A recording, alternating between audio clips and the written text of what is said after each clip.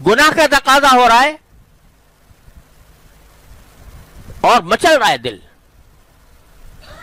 کہ یہ نگاہ کا غلط میں استعمال کر لوں. دل مچل رہا ہے. وہ نفسانی جو خواہشات ہیں وہ انسان کو ابھار رہی ہیں، اور اتنا ابھار رہی ہیں کہ بس نہیں چل رہا. تو مغلوب ہو گئے کہ نہیں؟ پکارو اللہ میاں کو، یا اللہ مغلوب ہو گیا ہوں، انی مغلوب فانتصر. میرا دل چاہ رہا ہے کہ میں اس موبائل کا غلط استعمال کروں. سمجھے نا؟ خلوت بھی ہے، تنہائی بھی ہے، کوئی دیکھ بھی نہیں رہا، اور ہاتھ میں ایسی چیز ہے کہ جو اپنی خواہشات کو بظاہر تسکین دینے والی ہے. تسکین نہیں ہوتی حقیقت میں. گناہوں میں جو لذت ہوتی ہے، خوب سمجھ لو، اللہ تعالی ہم سب کو توفیق عطا فرمائے. گناہوں میں جو لذت ہوتی ہے اس کی مثال حضرت حکیم الامت فرماتے ہیں، اس کی مثال ہے جیسے کھجانے میں لذت آتی ہے. خارش ہو جائے تو کھجانے میں لذت آتی ہے کہ نہیں ہیں؟ یہاں تک کہ لوگوں نے کہہ دیا کہ مزہ یا تو کھاج میں یا راج میں. دو چیزوں میں مزہ ہے، ایک کھاج میں ایک راج میں. تو اگر جب آدمی کو خارش ہوتی ہے کھجانے میں کتنا مزہ آتا ہے، لیکن آخر کار کیا ہوتا ہے؟ زخم ہو جائے گا نہیں.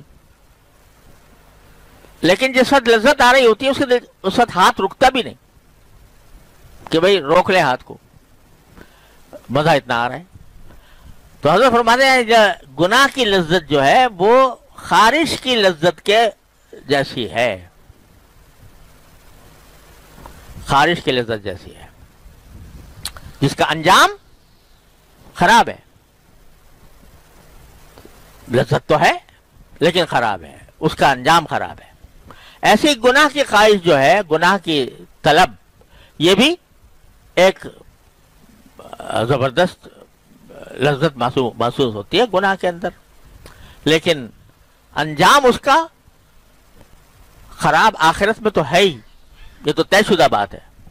گناہ کا انجام آخرت میں خراب ہے، یہ تو بالکل طے شدہ ہے، اس میں کوئی شک و شبے کی گنجائش نہیں ہے، اور کوئی استثناء نہیں ہے الا یہ کہ اللہ تعالیٰ کسی پر رحم فرما دے. لیکن دنیا کے اندر بھی یہ گناہ کی لذت بالآخر ایک ظلمت پیدا کرتی ہے. ایک قلب جو ہے نا، یہ اللہ تبارک و تعالیٰ نے اپنے لیے بنایا، وہی اس میں بسنے چاہیے. تو اور اس سے نور پیدا ہوتا ہے قلب میں، اور قلب کے نور کی کیفیت جو ہوتی ہے وہ بیان میں نہیں آ سکتی. اللہ تعالی ہم سب کو عطا فرماتے ہیں. روز صبح کو حضور اقدس صلی اللہ علیہ وسلم یہ دعا فرماتے تھے نماز فجر کو جاتے وقت، اللہم اجعل فی قلبی نورا وفی بصری نورا وفی سمعی نورا وعن یمینی نورا وعن شمالی نورا ومن فوقی نورا ومن تحتی نورا وفی عظمی نورا وفی لحمی نورا وفی بشری نورا وفی لسانی نورا واعظم لی نورا اللہم آتنی نورا. یا اللہ مجھے قلب میں بھی نور عطا فرما، اور نگاہ میں بھی نور عطا فرما، اور میرے دائیں بھی نور ہو اور بائیں بھی نور ہو، اوپر بھی نور ہو نیچے بھی نور ہو، اور میرے ہڈیوں میں بھی نور ہو، میرے گوشت میں بھی نور ہو، میری چمڑی میں بھی نور ہو. یہ سارے مانگنے کے بعد، اور میرے لیے بڑا نور کو عظیم کر دیجئے، پھر سارے مانگنے کے بعد اللہم آتنی نورا، یا اللہ مجھے نور دے دیجئے. روز صبح کو فجر کو جاتے وقت یہ دعا آپ نے تلقین فرمائی. تو معلوم ہے نور جو ہے نا، یہ اتنی بہترین چیز ہے کہ ہمیں ہر وقت اس کی احتیاج ہے، اور گناہ اس نور کو ختم کر دیتا ہے. اس نور کو ختم کر کے ظلمت پیدا کر دیتا ہے. ظلمت جب پیدا ہو جاتی ہے تو اللہ تعالیٰ کی طرف رجوع نہیں کر پاتا بندہ، اللہ بچائے. پھر وہ اسی گناہوں میں مست رہتا ہے، اور ایک گناہ دوسرے گناہ کی طرف لے جاتا ہے، دوسرا گناہ تیسرے گناہ کی طرف لے جاتا ہے۔ گناہ کی خاصیت یہ ہے۔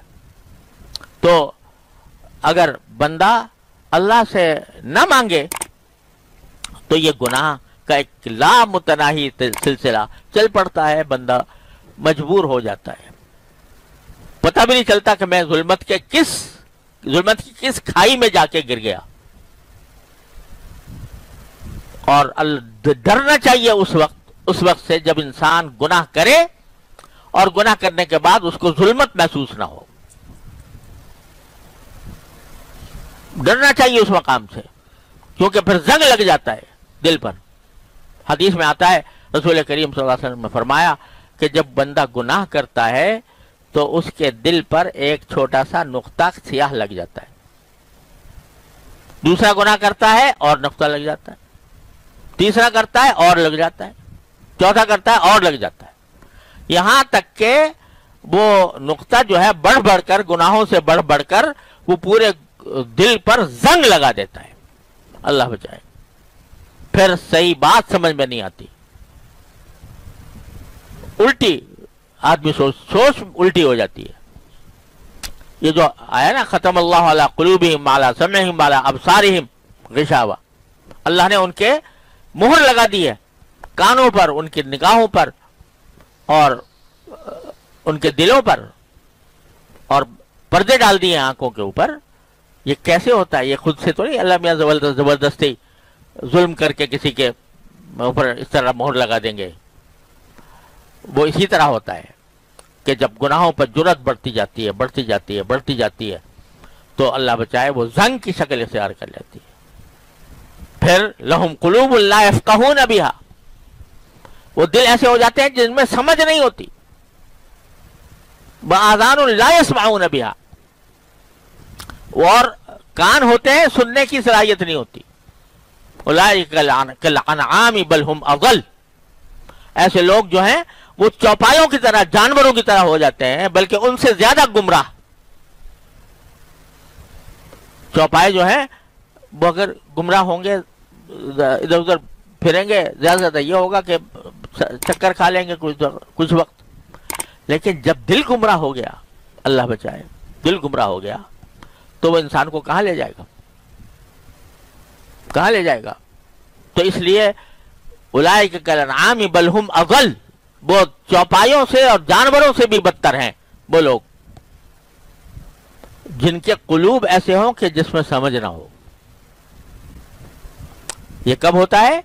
جب انسان سرکشی پر آمادہ ہو جائے، جب انسان گناہوں کی فکر اس سے دل سے نکل جائے، تو پھر یہ قلوب ایسے بن جاتے ہیں کہ اسے کچھ سمجھ نہیں آتا۔ اہدنا الصراط المستقیم، ہم کو سیدھے رستے چلا